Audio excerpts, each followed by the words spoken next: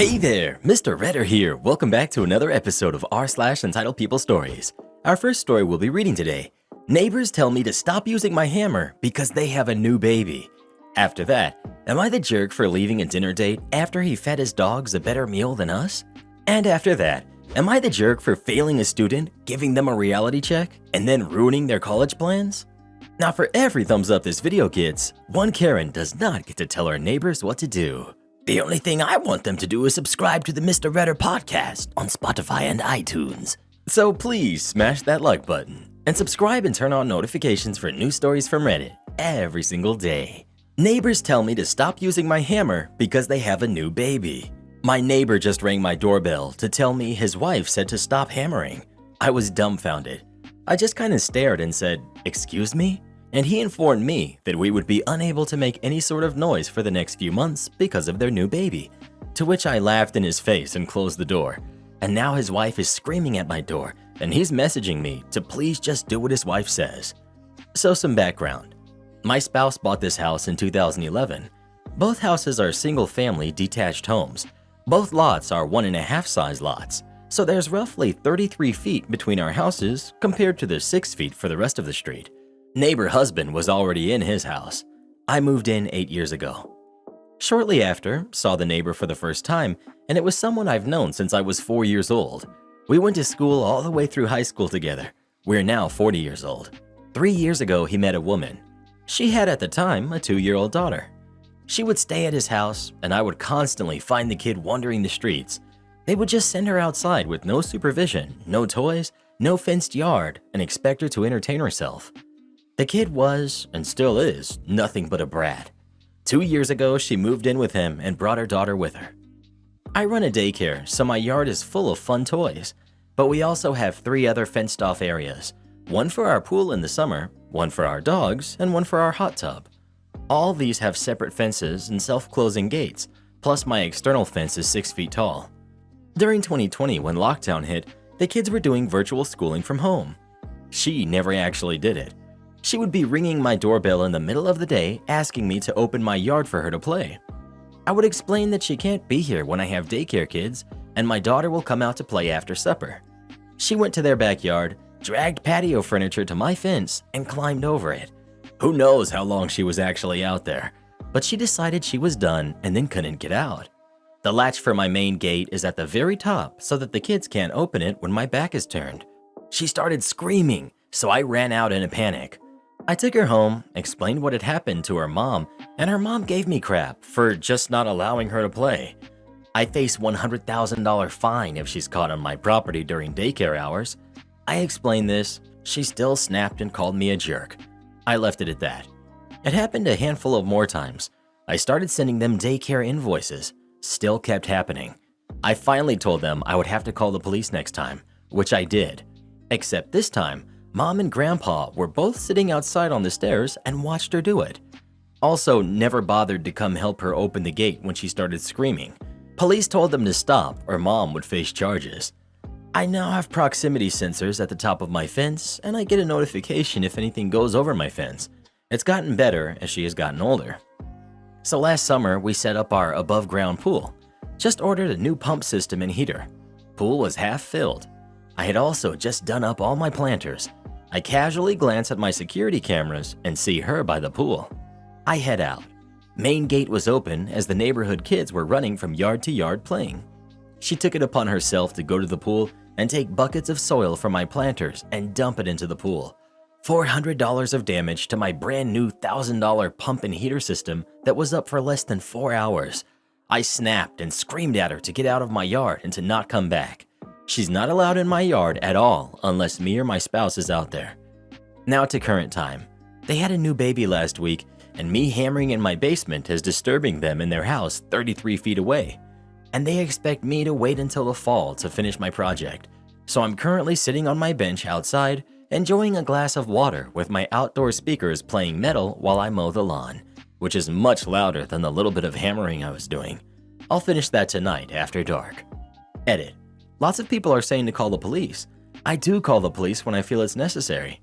We live in a major crime area and they're always busy with that. If I call, because it's non-violent and they recognize the address, it's at least 24 hours or usually not at all. As for the concerns about her wandering the neighborhood, I'm in a smaller city. My kid has been playing by herself in the neighborhood with regular check-ins since she was 4. I have no issues with that. At 2 and 3, when she was originally doing it, was ridiculous. As for saying not to let my daughter play with her, I cannot take my daughter's entire friend group, which is exactly what would happen. We are one of 3 houses in a row with kids. House 1 has 3 kids, House 2, the problem house, has 2 kids, and House 3, mine, has 1. House 1 and 2 all go to the same school. They're already outside playing by the time my daughter gets home. My daughter does activities on Saturday and Sunday mornings, so the same thing. So not allowing my daughter to play with one kid also takes away 4 others. Have you ever had a neighbor you just couldn't stand? If so, what did you do about it? Please let us know. I've got a co-host I can't stand, I tell you that much. Am I the jerk for leaving a dinner date after he fed his dogs a better meal than us? Title screams of entitlement, but let me explain. I started casually dating a guy 2.5 months ago. We have gone on several dates, such as movies or dinner at restaurants and the arcade at the pier near the ocean. It's been a really pleasant time, and I don't want you guys to think I don't appreciate this guy, because I do, but this really rubbed me the wrong way. As for who has been paying for the dates, we usually split 50-50. He has paid for me once, and I've paid for him twice, but the rest is split. So he knows that I have a gastro-reflux disease, severe acid reflux that I'm on medication for. I can't eat anything that has red sauces, barbecue sauce, or artificial dyes such as red or blues. Yes, the medications help, but only if I'm sticking to a pretty clean diet. I can't even eat hamburger because of the red dye they use. When I eat the things mentioned above, I feel like I'm having a heart attack. As I said, he knows all of this. We've talked about it several times. So he invites me over to his place and says he wants to make dinner. He makes a point to tell me to make sure you have a strong appetite, so I didn't eat anything at all since breakfast, and I was starving after working all day. So I arrive at 6 p.m. and I see him making steak, eggs, potatoes, and corn on the cob, the small ones that you put in pasta salad. It looked and smelled delicious. He puts on a movie while we wait, so I'm in the living room the entire time he's cooking. Well, he keeps going back and forth between the kitchen and living room, and on his last trip back, he brings out our plates, and much to my surprise, it's pizza. I just kind of look at him and ask where the steak and eggs were, and he pretty bluntly said that that was for his dogs, 2 German Shepherds, and stated that they eat better than he does. I reminded him that I couldn't eat pizza, red sauce, and he starts arguing that he made sure to not put too much sauce on it and kept telling me to just try it. I asked if he had anything else, and he said no. I told him sorry, but I needed to go, and I excused myself. On the way home, I grabbed myself something to eat. Well, he calls me, and it sounds like he's having a meltdown. Says he can't believe I made him feel like that, and that the pizza was homemade, and he made sure not to put too much sauce on it. But he knows I can't have it at all, and said something about adding sugar to it, etc. Said I've showed my true colors. My friends also think I'm overreacting here, and said I'm acting jealous of his dogs. Am I the jerk? No, not the jerk. This is what casual dating is for. He seems to have confused dislike of strong sauce, hence the sugar, for an actual medical condition. But it is odd that he can't seem to understand this simple medical explanation. Not sure this has anything to do with the dogs. It worsens the offense because he had all this food she could have eaten and that he's perfectly capable of preparing, but he gave it to someone who can eat other stuff and gave her something cheap and bland in comparison that she can't even eat. The pizza wasn't served due to lack of skills, budget, or time, but as part of a deliberate performance where he invited her to watch him make superior food for someone else. Not sure what satisfaction he gets out of that, but not relationship material. Not the jerk. None of this would make serving someone food they can't eat acceptable. It just eliminates every possible lame defense. This guy deliberately put on a performance about the food he was preparing. He got her worked up and expecting something really special, even prepared it in front of her, and then pulled a bait and switch for something he knew she couldn't eat, and tried to guilt her into going against her medical diet by pulling the jealousy card. Nope, he's testing her boundaries to see if he can be controlling. Oh my goodness, not the jerk. You dodged a massive bullet here, and I'm glad he showed his true colors early on. Anyone who minimizes or disregards your dietary restrictions isn't just toxic, but an actual health hazard. The fact that he came unglued after you left and railed at you over the phone shows that he has a massive insecurity issue. And like, I own a very spoiled dog. I absolutely home cook for the dude from time to time. But is he doing that consistently? That's expensive. Don't lose any sleep over this dude. He's a total mess, and you handled him with more tact than others would have. Just try the food that would put you in extreme pain? Oh man, I'm mad just reading that. Well, who do you think is the jerk? OP or the guy she was casually dating? Please let us know. That pizza sounds lit though. Let me get a slice, bruh. Am I the jerk for failing a student, giving them a reality check, and then ruining their college plans? I'm a high school chemistry teacher in a district where chemistry is required to graduate. I recognize that many students aren't scientifically or mathematically inclined, and having an ADHD kid has confirmed firsthand that even trying your best may not guarantee success in certain subjects. For this reason, I make my class as stress-free for my students as possible. Grades are determined mainly by homework and participation. Only a small percentage is exam-based. I also offer a weekly extra credit assignment that I introduce on Monday and have due on Friday. It's the same every time. Watch a 5-minute long video about our current topic, then write a 3-2-1 about it. 3 things they learned, 2 things that they found surprising and interesting, and 1 question that they still had about the video. I even accept silly answers like, where did this guy buy that mole plushie from? Even if you perform poorly on exams, turning in your homework and completing at least half of the extra credit assignments will guarantee you at least a B. The majority of my students have A's, are motivated during class, and their standardized testing scores indicate a strong understanding of chemistry. Then there's my student, Levi. I don't think Levi is a bad kid in any way, but he is very disrespectful and never turns in homework or extra credit. I've sent Levi to a counselor to discuss if there's a reason he can't do his homework and if we could help. Nothing came of that. I held multiple parent meetings to discuss Levi's lack of effort and that he would not graduate 11th grade unless he changed. His mother would insist that I give Levi another chance and she would stay on top of him. There were never any improvements. The last day of school is on Friday. Levi has a 34.6 in my class. He approached me last week after school and asked how he could raise his grade. I encouraged him to study for the final exam, but the exam is only 3% of his final grade and wouldn't be enough.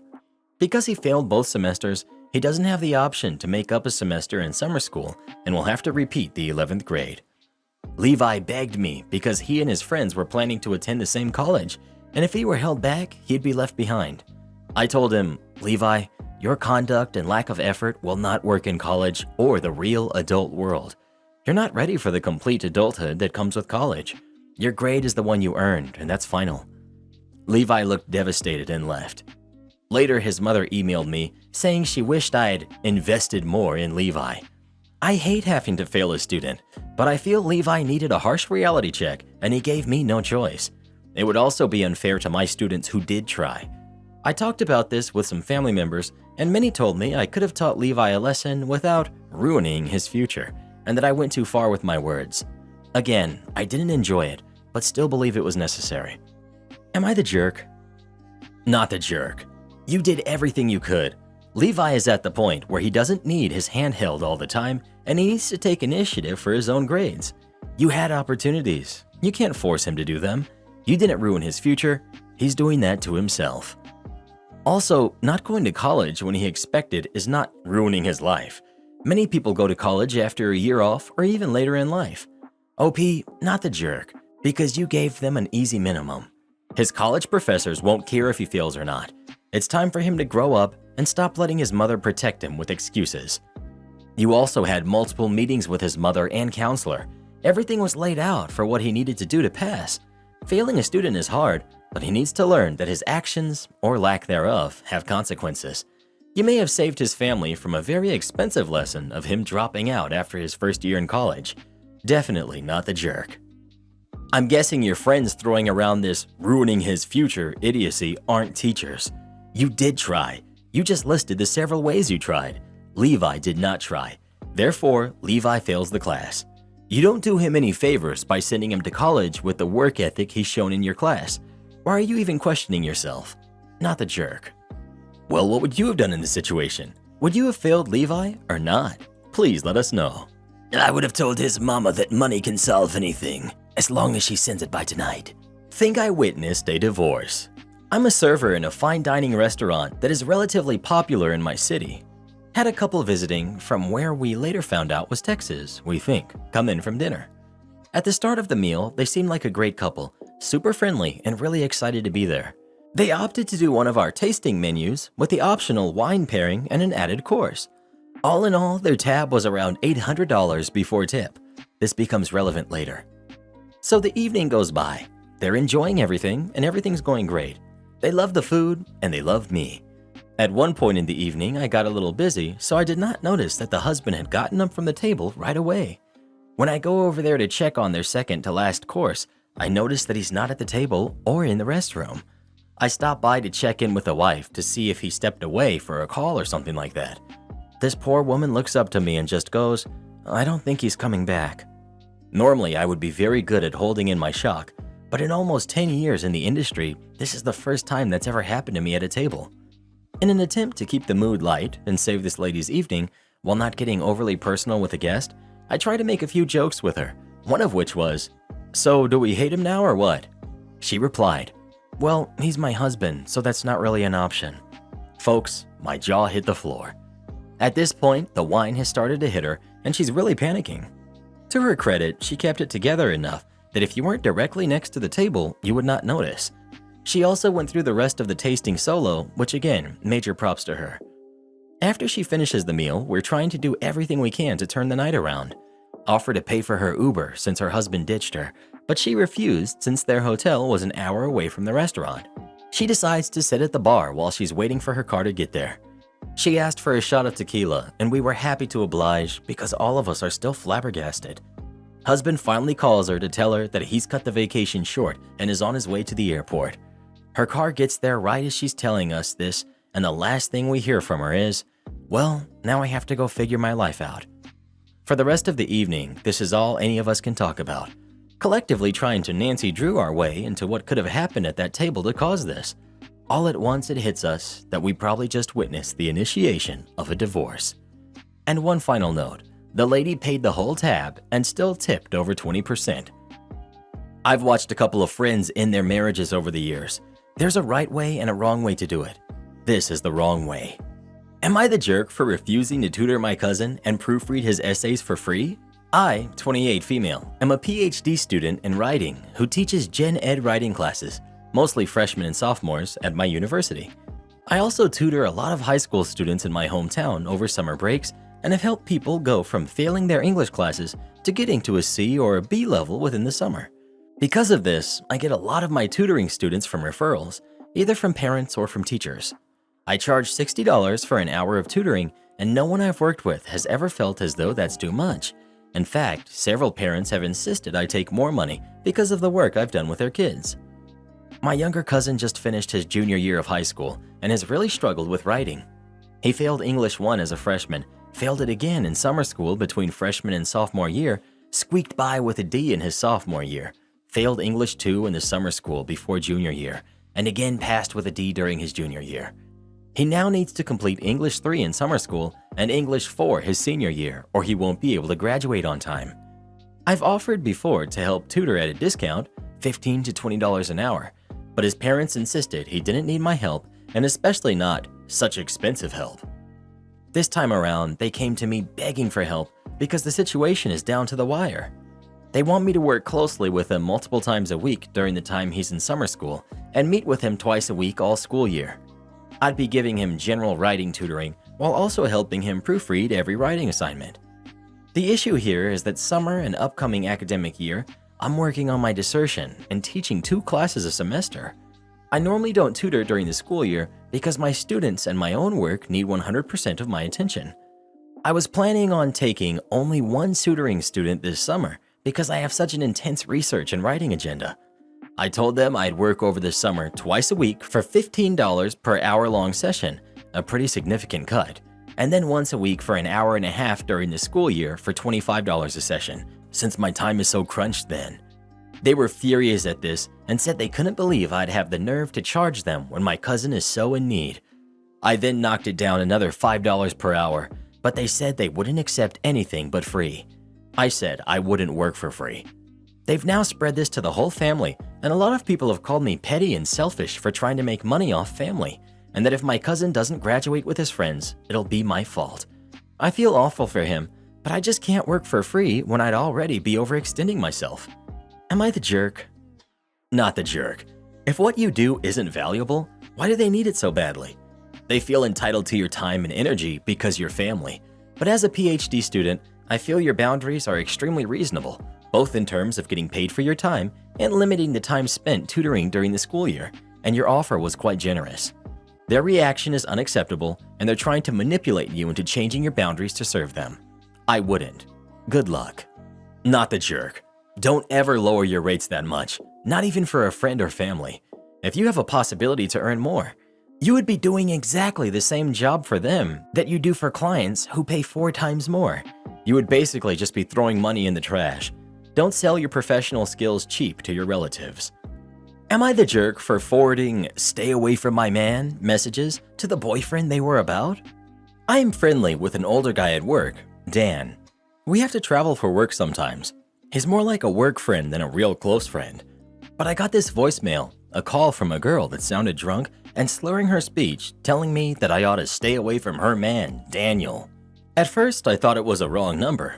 I'm in a committed relationship with another woman and don't have anything going on with any man at all. And I also didn't connect the name Daniel to work Dan at all.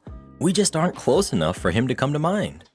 A week later, I listened again, and I realized she did mean it for me and was talking about Dan from work.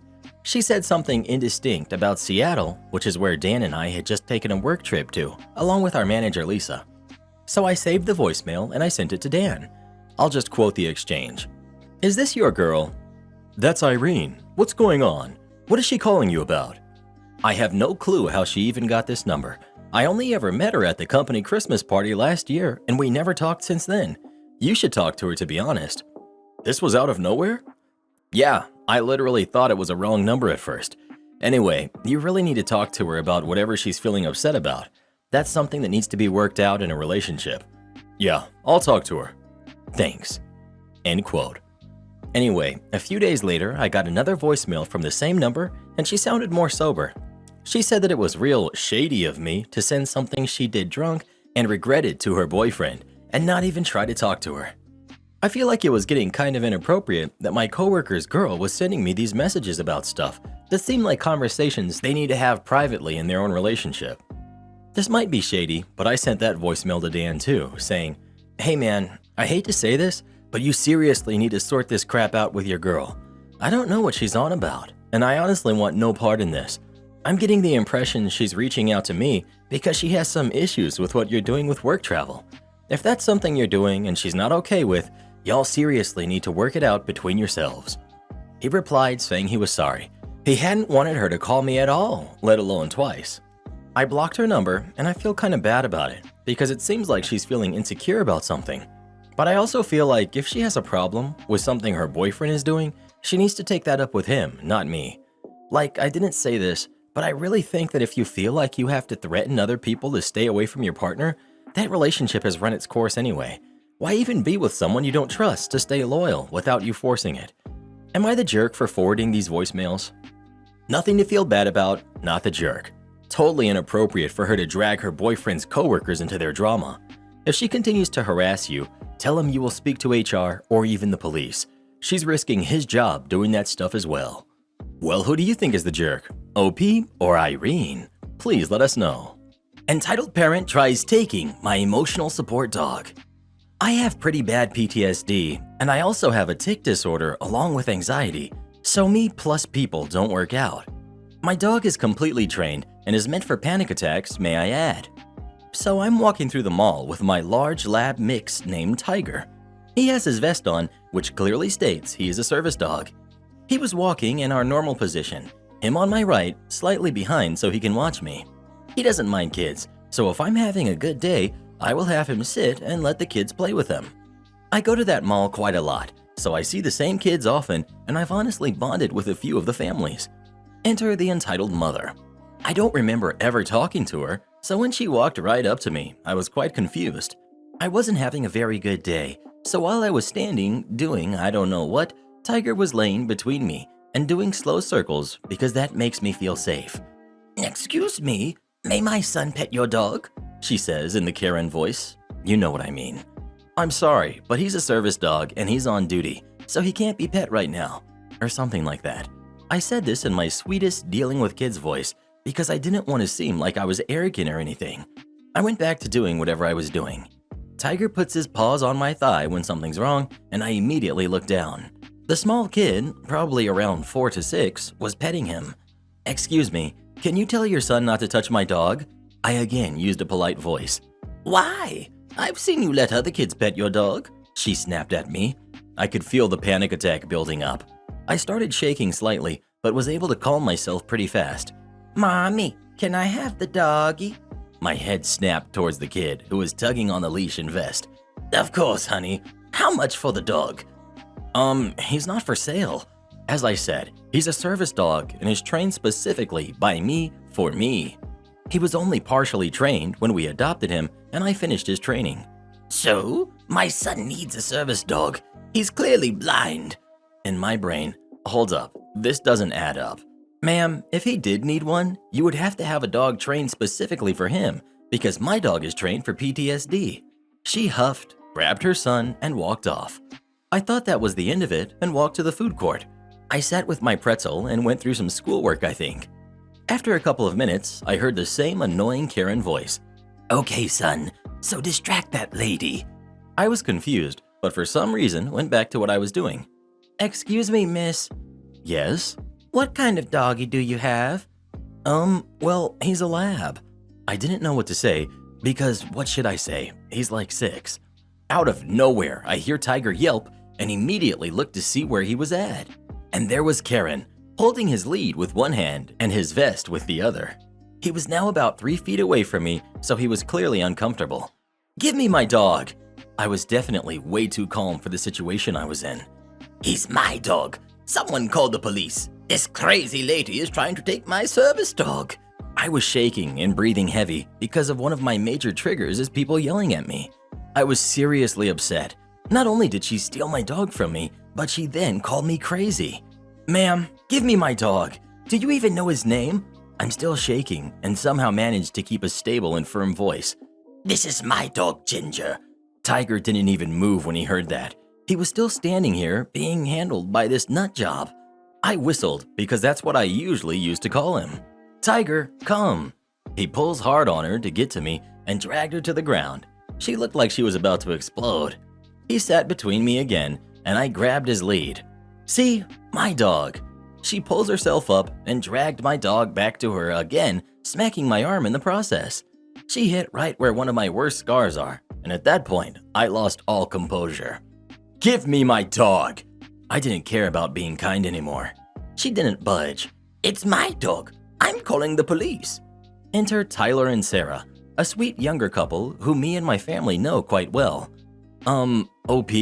Who is that woman holding Tiger? A psycho jerk that stole my dog. I'm shaking hard and was on the verge of tears because, you know, PTSD. Sarah walked over and worked on trying to calm me down while Tiger was dealing with Thunder Jerk. Give me the dog back before I have to do something I will regret. Fun fact, Tyler's in the army. Don't touch me. I'll call my husband. He's a lieutenant. Where at? Because I'm a first lieutenant. She completely stopped talking, handed over the dog, grabbed her poor son, and booked it out of here. Sadly, there's no happy ending really, but if anything changes, I'll update you. By the way, I took Tyler and Sarah out for ice cream after that incident. I no longer leave Tiger's lead laying around if I'm not holding it. Flight attendant is told to get an in-flight movie that is interesting. This malicious compliance belongs to my beautiful wife, but since it's from many decades ago, from a time before we knew each other, we will call her classy flight attendant here.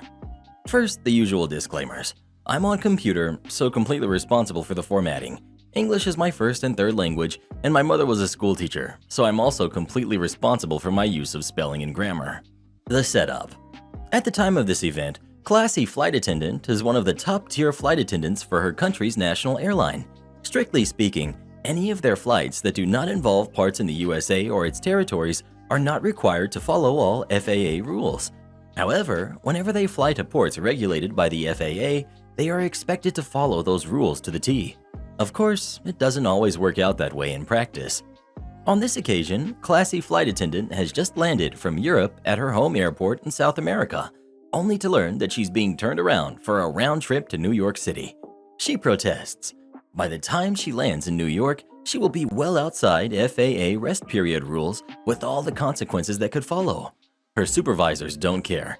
They need her on that flight right now, and away she goes. But she knows the flight to New York isn't the real problem. It's the return trip that will be pure misery. Her compatriots flying home from New York tend to be extremely entitled. They're coming from New York. That makes them somebody now. They will refuse drink service when offered, and then when the flight attendant is 3 or 4 rows further along, push the call button and order a drink. They will keep an attendant hopping back and forth the whole flight for stupid little things, many of them things they could actually do for themselves. Classy flight attendant is tired and knows that dealing with this entitled crowd on the return trip is going to be the worst. As they get into New York, she's told to check out an in-flight movie for the return trip. The suggestion is made to make it interesting enough to keep the passengers too busy to order the flight crew around that much. Cue the malicious compliance. As she looks over the options and finds the perfect film, it will keep the passengers riveted to their seats. Frankly, given the nature of the film, she isn't even sure why it exists in the cartridge format used on planes at this time. Perhaps because the format is also used on some yachts and cruise ships, she orders it. Once on board, she keeps it secret. She knows that once she pops it in and it starts to play, the systems in use at that time cannot be stopped. But any time before that, she could be thwarted. Mid-flight, as the plane is well out over the ocean on its way south, she pops it in. Airport 77. For those who don't know, this film is about a plane that crashed in the ocean. The results are immediate and absolute. While there are many white knuckles, no one seems inclined to press their call buttons, and classy flight attendant has a very quiet, uninterrupted rest of the remainder of the flight home. The aftermath. As she is deboarding, one old lady is heard saying that she will never fly national airline again. When called on the carpet for her movie choice, classy flight attendant feigns ignorance, claiming to have thought it was the much more comical Airplane and that the name was lost in translation. She is given a 3-day suspension, which is for her a much-needed rest. Oh, and she will never be allowed to pick the in-flight movie ever again. Support our channel by joining as a member today, and we'll give you a shout out in our next video. Or come watch this video next. You won't believe what Karen does in that one.